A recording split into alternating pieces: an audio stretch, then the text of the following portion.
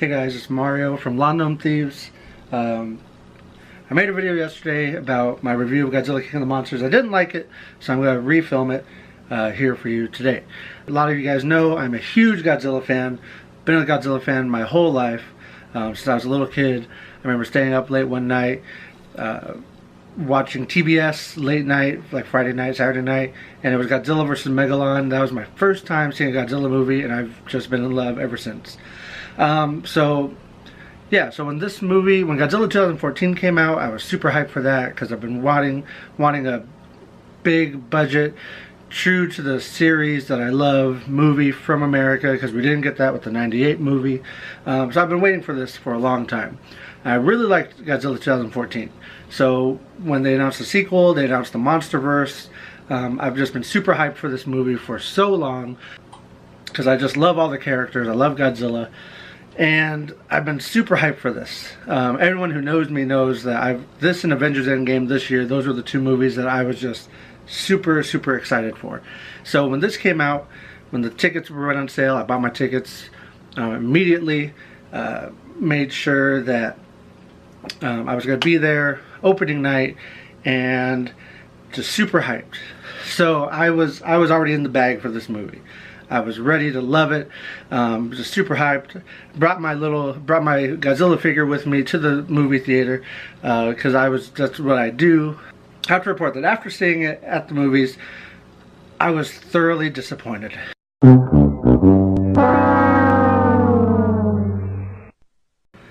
I know a lot of people say, oh, it's just a Godzilla movie, you just gotta go and you don't think about it. You're not there for the story, you're just there for the monster action, blah, blah, blah. I want a good movie. I want a good experience when I go see the movie. I want to like every aspect of it because besides loving Godzilla, I also love movies. And like I said, I was disappointed. Same problems that Godzilla 2014 had, this movie also had, where they start showing you the monster action, the monster fights, and they cut back to the human POV. They cut back to the human characters and what they're doing while this is going on. Granted, there's a lot of monster action in this movie, but there's also a lot of cutaways to what these human characters are doing. And the human characters in this movie are really super weak. There's not a single character in the movie where I emotionally connected with them, where I cared about what happened to them while all this huge scale epic monster fights are going on. And I see a lot of people online who are huge Godzilla fans who absolutely love it, saying it's the best Godzilla movie ever. They loved it, they love everything about it, they're seeing it multiple times. I don't get it. Maybe I'm missing something. Maybe I'm not as huge of a Godzilla fan as I thought I was. But I wanted to love it. I can't remember a movie where I've been this kind of let down by a movie, kind of disappointed by a movie. I can't remember the last time that happened. Maybe, oh, you know what, I do remember. It was The Dark Knight Rises. But that's a whole other video, because I'm a huge Batman fan too.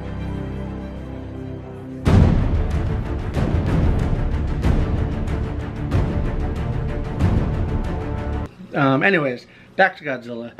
Yeah, a lot of the characters in this are just there for exposition, to explain what's going on, to explain the pseudoscience that they have in this movie. There's a lot of fan service in this movie, a lot of stuff that they have some deep cuts in reference to the Godzilla lore, the Godzilla history, the Japanese movies, with Mothra, with King Ghidorah, with Rodan, with Godzilla. There's a lot of deep cuts. They reference a lot of stuff. And that's cool and all, but I want the fan service. I want the great monster action. I also want a great story and a great movie. And they didn't deliver, which kind of sucks, because like I said, I was super hyped for this movie.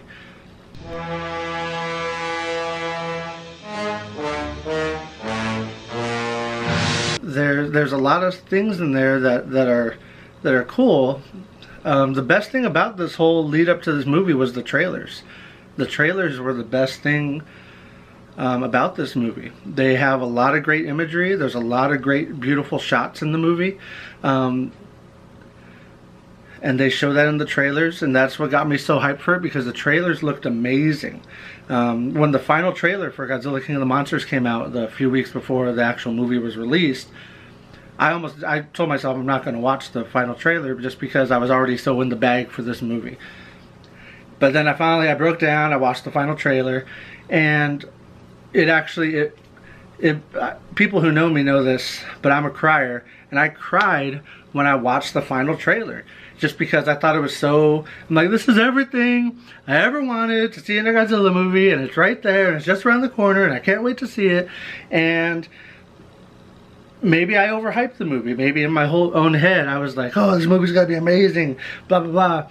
And maybe I just overhyped it for myself. But I mean, in the end, like I said, I was disappointed in it. Out of a scale of 1 to 10, I'd probably give 5.5 out of 10. And I wanted this to be a 10 out of 10. I was ready to give this a 10 out of 10. Because there are just points in the whole... while I was watching the movie, there were points where I was just thinking to myself, okay, it's got to get better. It's got to redeem itself somehow. If the ending is just amazing, and then I'm gonna love this. Okay, they can redeem it. They can still save this movie. And it never reached that point. I never got to the point where I was like, oh man, I was a little worried, but they totally saved it at the end. Just when I think you couldn't possibly be any dumber, you go and do something like this and totally redeem yourself. And that didn't happen. Like I said, there's a lot of great shots in this. There's parts of the monster action where I was like, oh man, that's cool. That's a great visual. That looks really good. That's totally awesome. But there's not enough of that to save the movie. There's not enough wow moments like The Office. Where's my Oprah moment?